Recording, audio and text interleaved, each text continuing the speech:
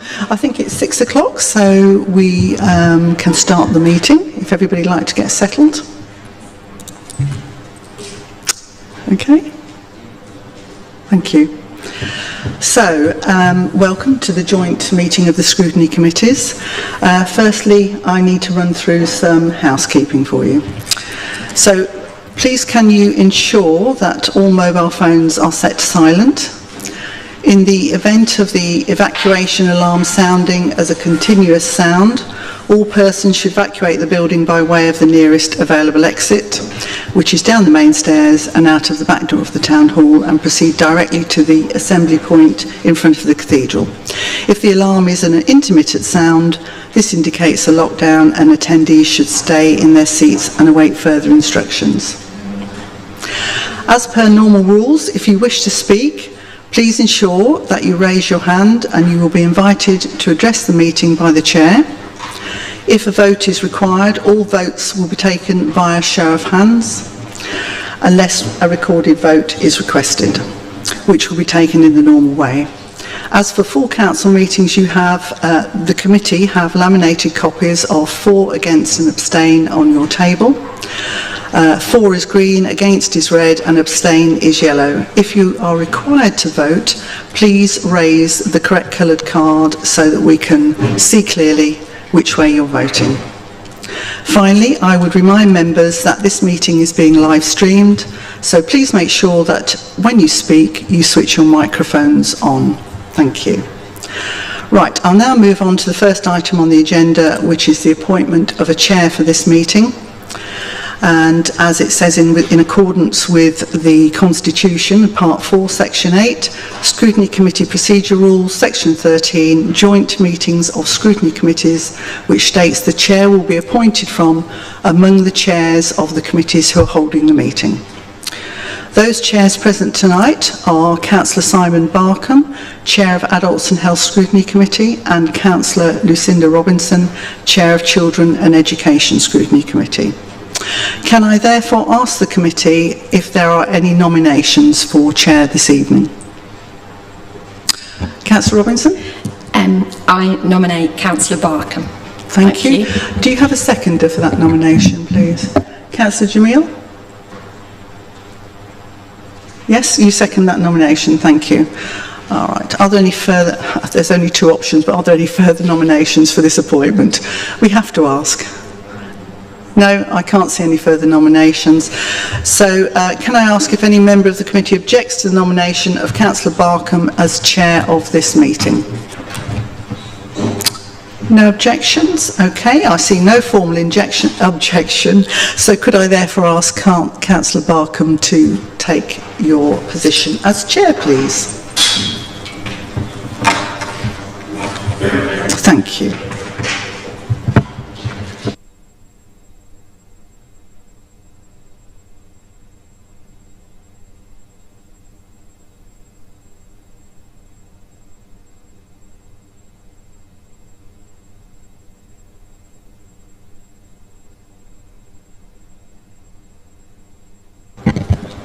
Thank you, team. So just something to say, an introduction. The joint meeting of the Scrutiny Committees are meeting tonight to discuss the medium-term financial strategy 23-26 quarter 1 update document, which is on item 4 on the agenda. This meeting is an opportunity for all members of each Scrutiny Committee to come together to scrutinise the strategy as part of the formal consultation process before being presented to the Cabinet on the 11th of July. To help with the smooth running of the meeting, each section of the report will be looked at individually. You will have been sent a running order for the meeting, which I will follow throughout the meeting, taking each section of the report in turn. Questions and discussion will take place on each section, and then any recommendations for that section will be made before moving on to the next section. If you are making a recommendation, please can you be very clear and succinct, that's in capital letters on here, so quite important, as to what the recommendation is. Thank you. Please note section 4 to 10 of the running order for this meeting refers to the medium-term financial strategy 23-26 quarter 1 update report dated 5th of July 22. You have already been sent a link to the agenda via email on Monday 27th of June when the agenda for this meeting was published. You can also access the document through the modern.gov app on your Chromebook within the joint scrutiny meeting of the Scrutiny Committee section. Agenda dated 5th of July 22. A copy of the running order was sent to everyone on Friday. Can I therefore assume that everyone here has access to the documents for this meeting? Please note that this meeting is being live streamed, and for the benefit of those people watching the meeting on YouTube, I confirm that the Leader of the Council, Councillor Fitzgerald, and Cabinet members are also in attendance at the meeting, and members of the senior leadership team will also assist the Cabinet members in responding to any questions. And now we're on to item 2 on the agenda, apologies for absence, and indeed any lateness from anybody. Thank you, Chair. We've received apologies for absence from Councillor Yazin, Councillor Day, Councillor Dowson, Councillor Kiam, Councillor Ansar Ali, and Councillor Shaz Nawaz is in attendance as substitute. We've also received apologies from Councillor Harper, Councillor Elsie and Councillor B, and Statutory Education Co-opted members Flavio Vites and Peter Cantley. Also, just to note, in attendance tonight is Councillor Hogg, Leader of the Democrats, who can take part in discussion and ask any questions but cannot vote. Thank you. Okay, item 3. Are there any declarations of interest or whipping declarations? Nope. We now move to item 4. Medium-term financial strategy 23-26 quarter 1 update. Please refer to the cover report dated 5th of July 22 and appendix A of the document pack, which is the medium-term financial strategy 23-26 quarter 1 update. Councillor Coles, would you like to make your introduction to the medium-term financial strategy, please? Yes, Chair. Thank you very much for the invitation. I'd like to welcome everybody here to the joint meeting of the Scrutiny Committees, and welcome to Chair for your first time. Thank you. This is probably one of the most brief MTFS papers that members have seen for some time. And so I'm going to try to keep to the 20-minute timetable for my speech. I have a desperate feeling I'm going to fail dismally, but there we are. It may be somewhat shorter. The purpose of the report clearly is to begin our MTFS and the 3-year strategy that we're introducing after our last year's tactical strategy of dealing with our particular burden of £27 million that we had to find in the budget. The significant figure I suppose we have to look at is at item 2.2 of the report and further in the appendix, which looks at the amount of money that we have and the budget gap that we face. Members who were at the budget last year will remember we had a prediction of something like £5 million that we'll have to find, we'll have to save for next year, and that has since increased to 9.5 million at this stage. And there have been a number of assumptions made by the finance team to come to that figure. You'll also see in that table the gross funding that we have available.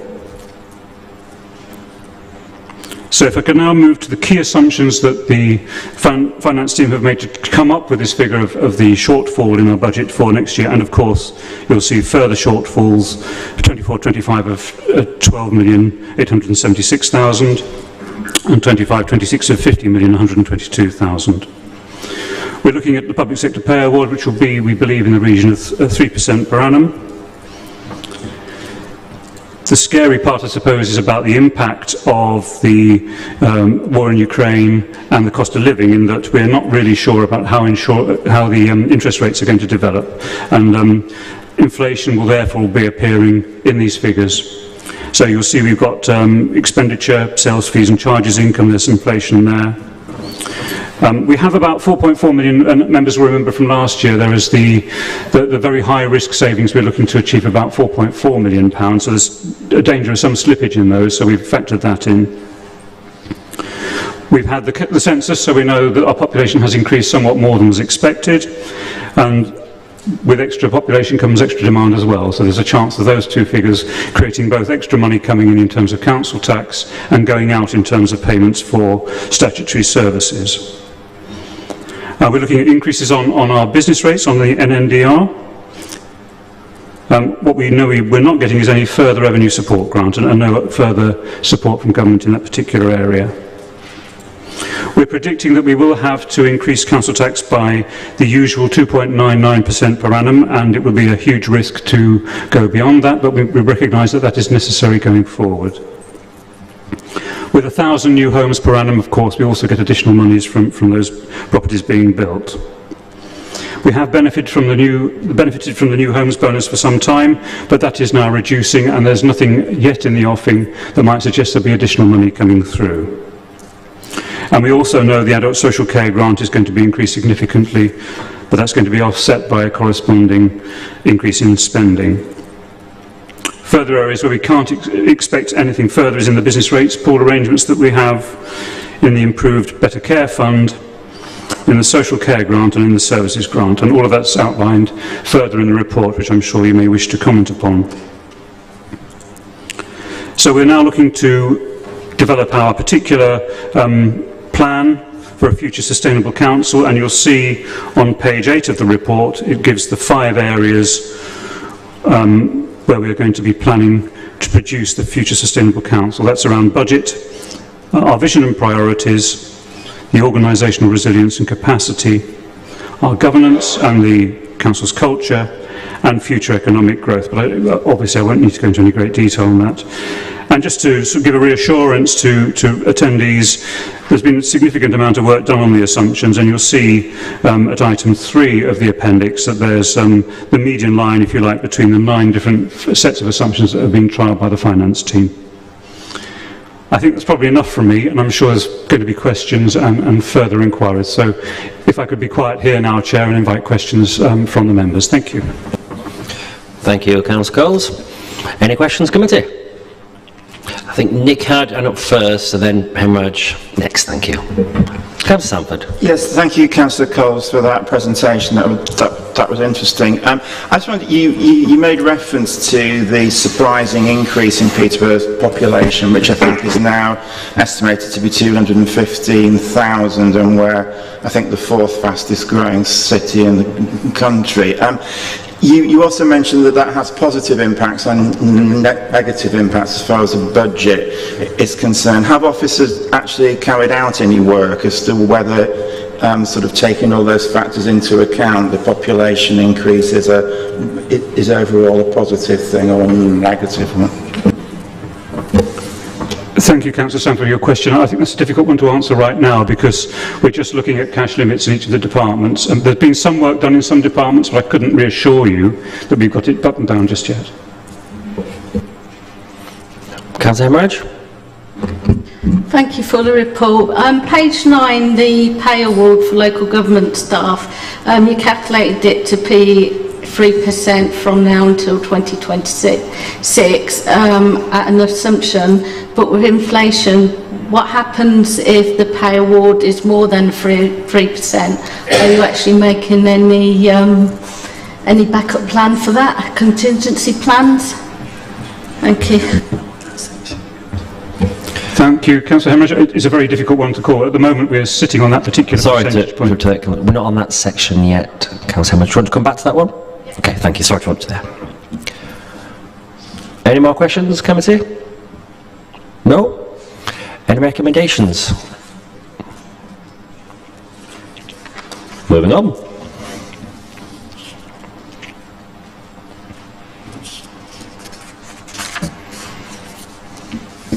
Okay. Okay, we'll note that we are now considering Appendix A, Medium-Term Financial Strategy 23-26, Quarter 1 update, starting on page 7, and specifically sections Executive Summary and Future Sustainable Council. which on pages 7 and 8 of the agenda pack. Would any Cabinet member like to introduce any area of this section or go straight to questions? Chair, if we might go straight to questions, I think this will probably be the fastest way of dealing with this. Sure. Any questions, committee? Councillor Himraj, page 7? 9, even, my apologies. It's with the pay, just in case the government announces more than 3%. Yes, thank you, Councillor Himraj. The simple fact is, for every percentage point it raises, that increases the gap in the budget. So it's a constant monitoring process to find out where that will go. But you're quite right. If we get an increase of 1%, that's 1% that's going to go on the bottom line, and that's more savings we'll have to find from other areas. So it's always that balance about how you can meet the demand of additional pay because of inflation and how that's going to impact on the ability of us to provide services. So it's going to be a constant debate and a constant balancing act. Any more questions? Councillor Shaz? No as. Thank you, Chair, and thank you, Councillor Coles, for your presentation. Page number 9, we've got... Sorry, Shaz, wait, not on that section yet. Apologies. Aren't we? Okay. I jumped the gun a little bit with Councillor Himraj's question. 7 and 8 presently. You can come back to that one. Anybody else? No. Any recommendations? No recommendations. Moving on.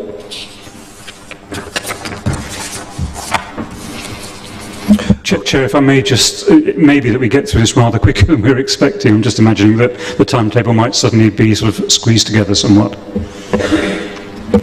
Okay, can anyone note that we are now considering section 5, detailed assumptions, starting on page 8 to 12 of the agenda pack. Would any Cabinet member like to introduce any section or go straight to questions? Councillors? Councillor Shaz. Thank you, Chair, and thank you, Councillor Coles, for your presentation. On page number 9, there's some savings in red amounting to best part of 4.4 million. I was hoping you can remind me what the underlying factors are for those being categorised as high risk. Yes, thank you, Councillor. You may remember it's really to do with provision for adult social care and fostering, which is where we've tried to imagine that there could be some savings made, but they're going to be quite difficult to deliver. Social care is predominantly, of course. There is something around procurement, and we've been looking at whether we can reduce some of the demand there, and that's, again, it's quite high risk because after all, we have contracts that we have to honour. And then in leisure and culture, that's one where the savings can be made, but there's always going to be pressures about what the community wants and how best we can invest in it. A couple more questions, Chair, if I may, and thank you for that, Councillor Coles. You said in your opening presentation that the new homes bonus is coming to an end and there's nothing in the offsetting. Am I right in my understanding that the new homes bonus will continue for another year and then the government will review and come up with something new? Yes, that's the expectation. We don't know yet. There's nothing firm, so I wouldn't want to give any reassurance until we know. Thank you, Councillor Coles, but they are working on something, I assume, yeah? Yep. That's what we assume too, yeah. That's Thank correct. you. And final question for me, Chair. Page number 11 on bad debts of 1.2% of gross rates. Just wanted to understand the underlying reasons on this, Councillor Coles, and is this in line with prior years? The fundamental concern is around adult social care payments. The vast majority comes from estates where we've been unable to get the money back from long-term adult social care. Would you happen to know what that actual figure is? Off the top of my head, no, but I'll get it to you if that's okay. Thank you, Councillor Coles. Councillor Knight. Thank you, Chair. Is page 11 the adult social care? The rural areas will be disproportionately impacted by adult social care reforms due to the increased social work, staff and administration costs. These new reforms could swallow up half of the existing budget. Can you explain what could happen if these reforms go ahead?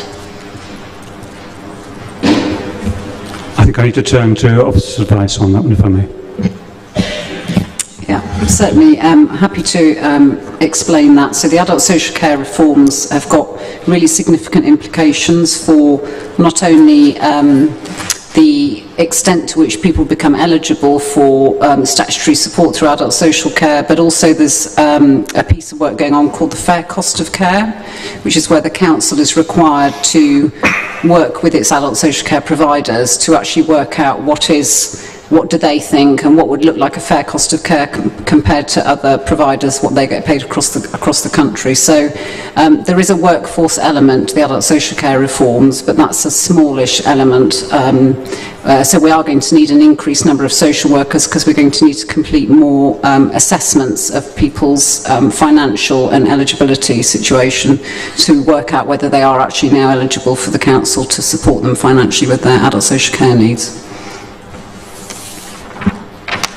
Does that answer your question, Councillor Knight? Yes, thank you.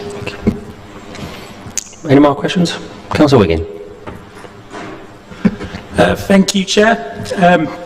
I've got a couple of questions, if that's okay.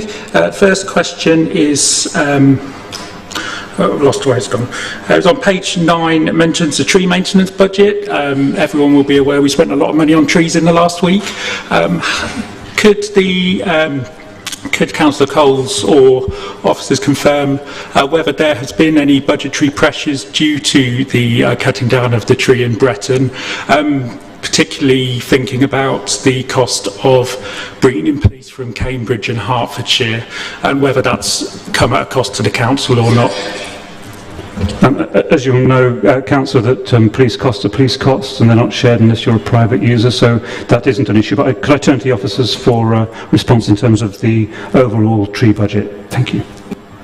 Thank you, Councillor Coles. Councillor Wiggin. Yeah, I can absolutely confirm that the core tree budget is unaffected by the felling of the oak, and also the planting of the 100 trees is also not coming from the core tree budget. That will come from elsewhere in our budget. Yeah, thank you very much both for that clarification. Second question is on the inflation risk reserve, which seems to me like a very sensible move. Could either Councillor Coles or officers explain whether that has been set at the assumption that they've used in the inflation for 23-24 of 8.73, or using higher figures? Well, I know inflation is currently higher than that, and I would be surprised if it went down anytime soon. But we are in an unpredictable world, and how likely we are to use up that reserve given the state of our overall finances. Thank you. Thank you, Councillor. I'd like to turn to Cecilia Booth to explain the assumptions that have made. Thank you, Councillor. So in setting the budget assumptions, we used the May OBR forecast, and we realised that it's probably, with soaring inflation, as we see now, that forecast is probably a little bit light, which is why we set that reserve up for that purpose, to cushion any further increases. The alternative would be that we maybe overinflated the budget a little bit and thereby inflated the budget gap a bit too high as well. So it's the compromise between using the actual forecast in the month we prepare the report, but also giving a bit of a buffer in case the inflation is a bit higher. I certainly hope we don't have to use it, but it's there if inflation is soaring the way it may do. Councillor Sanford. Yes, just returning to the question that Councillor Wiggin was asking about the removal of the Breton tree. Central government planning policy says that ancient trees should only be removed in wholly exceptional circumstances, but I appreciate that we're not here to talk about arboricultural management. So could I actually ask either the Cabinet member or the actual office there, because you said there was no cost to the council of bringing several truckloads of police in from Cambridge and Hertfordshire, but I was told by one of the security firms that 2 separate security firms had been employed, and also there was at least one arboricultural firm, and I believe also a firm of ecologists, because there was actually a bird's nest in the tree and the bird's nest needed to be inspected. So could the officer or the cabinet member tell us what the total cost of the actual operation was to the council? Whilst it's nothing to do with the future budget setting in the MTFS, I completely understand your concerns, and if I could turn to Adrian Chapman to explain, I'd be grateful. Yep, certainly. Thanks, Councillor Coles. Councillor Sanford, you're quite right. And just to repeat Councillor Coles' clarification, that police costs were not met by the council. They are part of business as usual policing. There was one security firm, as far as I'm aware, but I'll go away and check that fact. And that's a security firm that is commissioned by this council for other security duties. And a specialist tree felling company to fell the tree safely, and specialist to check for encroachment of bats or live birds' nests. I don't have the figure this evening yet assembled, but I'll happily share that with Scrutiny Committee members. And just a word about perhaps moving forwards. One of the recommendations I want to make to the Climate Change Scrutiny Committee is that members work with us on a policy document going forwards to ensure that future decisions about trees are made in line with an agreed policy framework. It wouldn't have made any difference in this case, but going forwards I think we can make sure we're sticking to a policy that we've all agreed. Councillor Skipstead. Thank you, Chair. It was more of a general question about the, following on from Councillor Wiggin asking about the level of inflation. If it does rise, if it does soar, are we still, as a government, still not in any position to offer any assistance to local councils to manage their statutory services? Because it says at the beginning of the report that we can't expect anything else, but if inflation soars beyond what we can imagine, is there any chance that would happen? Thank you. Thank you, Councillor. I think it was Michael Gove, I think, who said that there would be no additional funding and that we are to manage with what we have. One can't predict about what the future might come with extreme inflation and the impact on council budgets. And we know from an assessment done, I think, by SIPFA that the level of extra demand currently is between 5 and 80 million over the next financial year. We're obviously very low down on that list, and of course the 80 million will be much larger councils. But these are manageable within current budgets, and clearly that savings plans are going to have to continue. But you're quite right to ask the question, what if we have double-figure inflation rates in the future? That's going to have a dramatic effect on our incomes, and we're going to have to seek alternatives then with central government. Councillor Casey. Thank you. Actually, mine is very much about the inflation thing, and are we doing research on how local councils have coped with hyperinflation in the past? I'm thinking we're going back 80 years since we last saw these sorts of events. I think that it's that sort of research and those sorts of almost looking for a black swan event going forward. Yes, thank you, Councillor. This reminds me of a conversation I had with Cecilia, last week, was it, or the week before? There's very few people who are currently serving in councils who have actually experienced that sort of thing. So if you're trying to find knowledge of that, the knowledge you might find might be so out of date with modern society that you might find it doesn't help you very much. But we're very much in a different world at the moment about these very significant inflationary events, and particularly if they become rather more sustained. What we do know is that then there was lots more meat on the bones, of course. The budgets were much more firmly padded than they are now, so the impacts we're going to feel now will be very much more dramatic than they were then.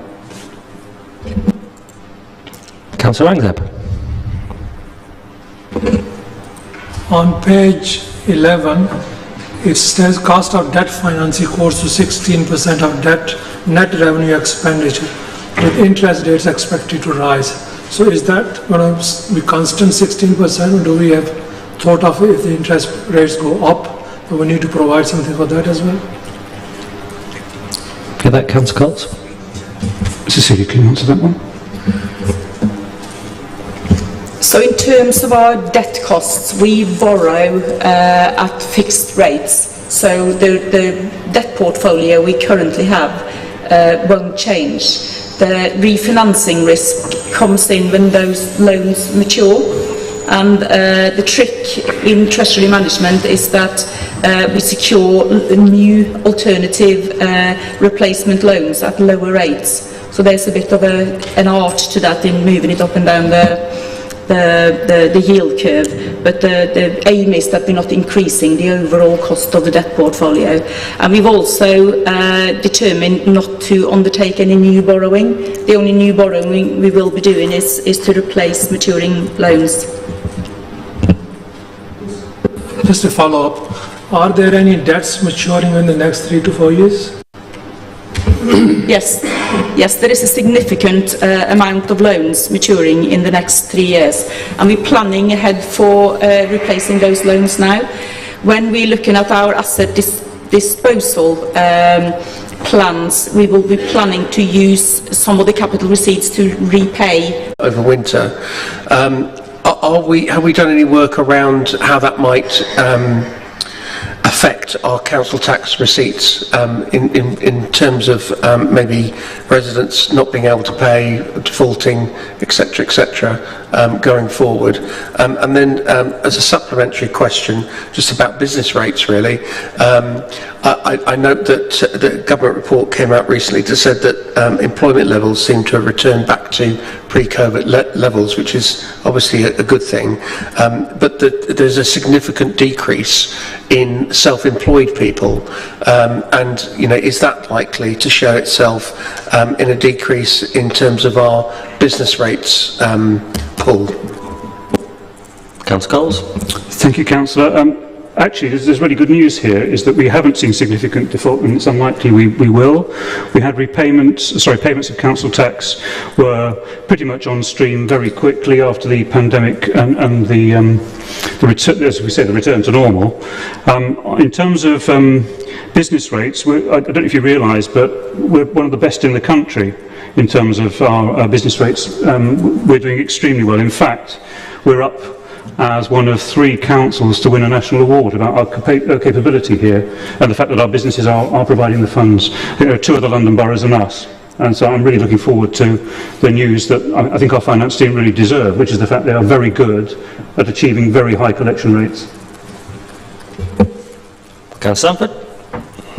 Yes, thank you. I certainly welcome the commitment that you're not going to be going and doing lots of excessive borrowing, because I think it's fair to say that one of the reasons we got into the financial situation we were in was that we had a capital programme that at some stage was almost spiralling out of control. So can I ask you how you proposed that we're going to keep the capital programme under control? But can I ask you a specific question in relation to that? Because when we had the freeze on capital spending, what was exempted from that was where we were being given some capital grant by an external body, for instance the Combined Authority, and Peterborough was required to put some funding in to actually top that up. So how are we going to ensure that even if we keep our capital spending under control, other organisations aren't going to be forcing us to have an increase in it? Yes, thank you, Councillor.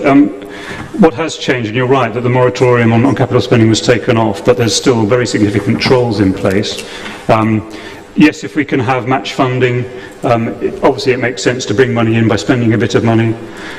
If there's the business case, that means we spend a little bit of money and we get, as a result of building something, we get further money back in the future, and of course that's a very sensible thing to do. But I see absolutely no area where we're going to start borrowing a great deal of money without a very substantial business case that proves that the benefit of that is to bring in more money over the time.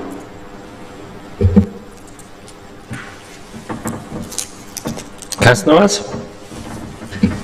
Thank you, Chair, and question for Cecilia. You said earlier that there was an intention to reduce the debt ratio. Just wanted to know what the plan was for the next 3 to 5 years in terms of how much you think we can reduce that by and where the funds are coming from. Thank you, Councillor. So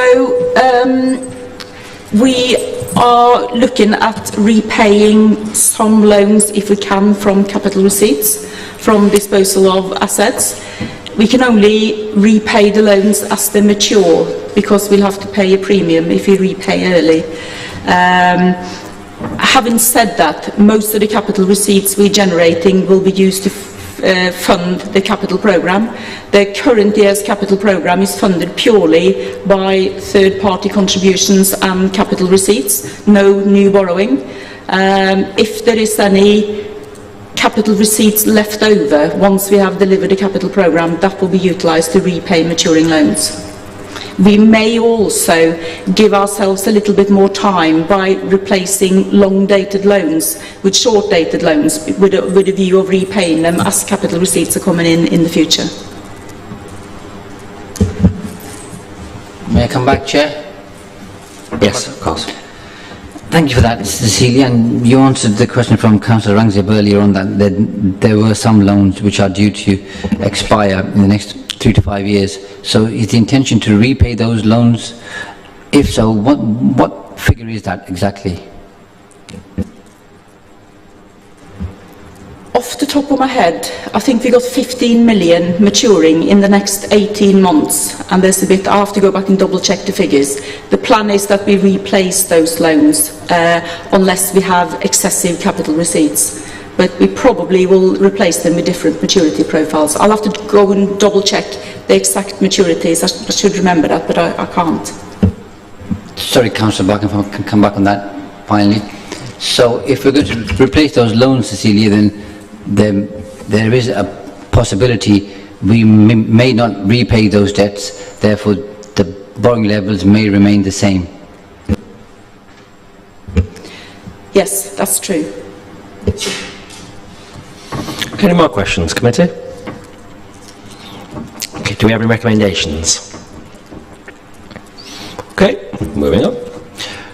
Councillor Coles, you'd said you're happy not to introduce anything, we'll just move straight to questions. Sure. So section 6 we're now considering, which is pages 12 to 14 of the agenda pack. Any questions? No questions? Any recommendations? No? Okay.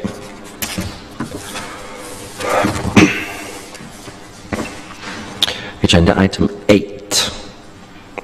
We're now considering section 7, which is the strategic direction and proposals for 23, 24, 25, 26. Starting on pages 14 to 15 of the agenda pack. Do we have any questions? Councillor Sanford. Yes, I'm looking at page 15 where it talks about the national context, and then it goes on to look at risks. The list of risks seems to be a rather selective list. There seems to be no mention of the impact of Brexit, which, as I know, quite a number of economists feel has had a severe impact on the UK economy. And also, I don't see the impacts of climate change mentioned there. So, could you comment on those 2 points, please? Thank you, Councillor. I think I agree with you that we could probably add those on. It's a sensible precaution to take. Thank you. Councillor Nawaz. Thank you, Chair. A question about the reserves on table on page 14. There was a detailed conversation about this at the Audit Committee, and 2 things came out of it, amongst others. The first was that we should have a reserves policy, so I'd like to have an update, if I may, where we are with that. And secondly,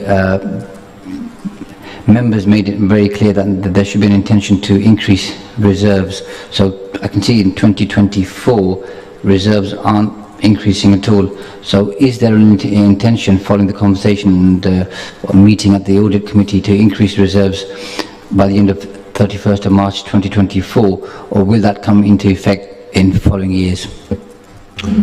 Thank you, Councillor. Sadly, I was enjoying the Sons of Italy at the time, so I missed that meeting. So if you don't mind, I'll pass on to Cecilia to respond to you. Thank you. So the reserves policy is being developed as we speak, and just before coming into this meeting I had a look at the first draft.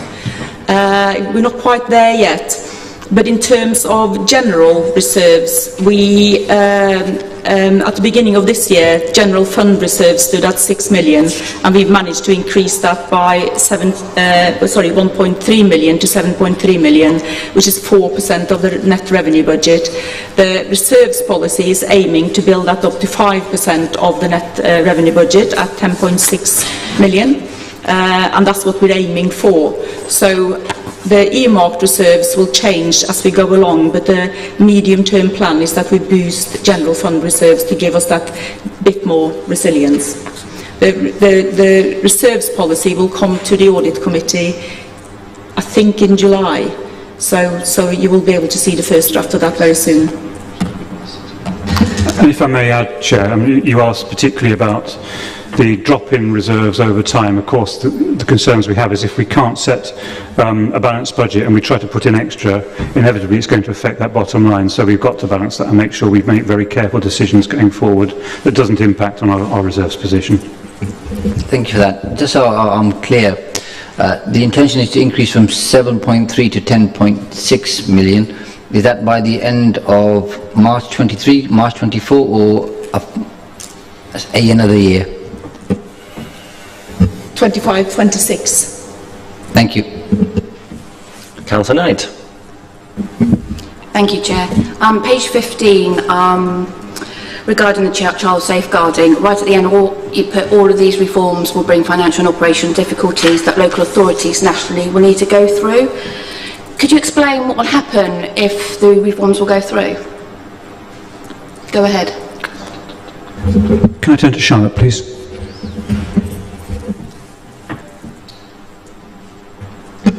Certainly. And we're still really getting to grips with, there's been three quite significant reports published recently in relation to children's social care and child protection. We're waiting to see what actually gets converted into government policy from those reforms. Obviously, there's a lot of commentary within those papers, so we're in the process of digesting them and working out exactly what it will mean, because an awful lot will depend on what the government decides to take from those reports in terms of recommendations and turn into practice. But we'll certainly keep Scrutiny appraised of any impact that has. Thank you. Any more questions, committee? Councillor Wiggin. Thank you, Chair. I note on page 14 the shorter term plan is called Survive and Save. I seem to remember that over the spring we were told that we were getting to be, we turned a corner, we were getting on with the job of saving the council from oblivion, and things were getting better. Does use of the word survive suggest that that's not necessarily still the case? No. I don't know if I can expand on that. No, it's just a simple term. Any more questions? Recommendations? Okay, moving on. Let's consider section 8. Excuse me. National context and risks, starting on page 15 to 16 of the agenda pack. Any questions? Any recommendations? No. Moving on.